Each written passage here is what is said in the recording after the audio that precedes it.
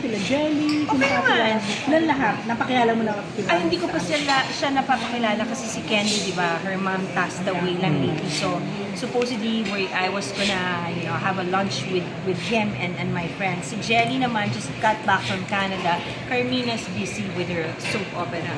So wala pa. Pero actually, kilala ko naman sila I lahat. know. Kasi nakatrabaho. Pero sa, bawa, Siya lang hindi ko nakatrabaho sa lahat. Wala pa ba? Oo, ako Sa- lang. Ako lang. Siyempre sa ano nyo, like may GC kayo for sure. Yeah, Bibiro they ka asked nila. me. Ano Oo. sabi nila? Kahapon sabi ni Jelly, masaya-masaya ka, it shows. Sabi niya, happy kami for you. My friends naman have always been supportive. Meron lang ilan sila na hindi. Meron pa? Yeah, hindi natin alam. Oh. Yeah, oo. Pero with 1 week naman, wala mang violent reaction. Pero important yung both parents nyo. Oh yeah, Ano. my mom loves it.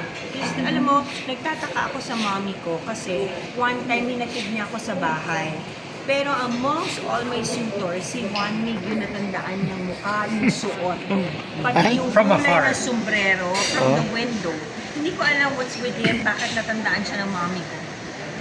May charm sa mga Pinakagwapo kasi. Ha? Pinakagwapo. Hindi naman. Talbo. Pero- Si Tita Milo sabi pa kasala mo na. Hindi mo na sinasabi, pero sana siya na. Pero ang pinaka-weird dito kasi may dad. Daddy ko kasi alam naman daddy ko, Oo, diba? tahimik lang. Tahimik lang yun, hindi nakikipag-usap mo panipilyo. Pero nung hinarap ko si Aiko sa dad ko, grabe daddy ko yung smile niya hanggang sa tenga. Tapos talagang kinausap. So, siya lang yung unang girl na pinakilala ko sa kanya na talagang kinausap.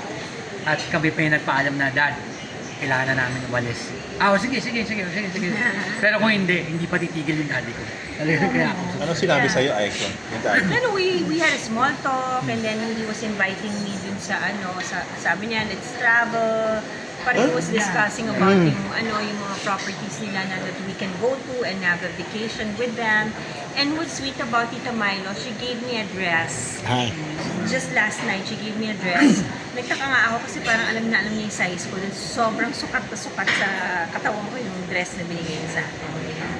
So mahilig sila mag-travel. So meron na ba kayong itinerary na Wala. Destination. Meron na kayong plano? May pinaplano yung Vietnam.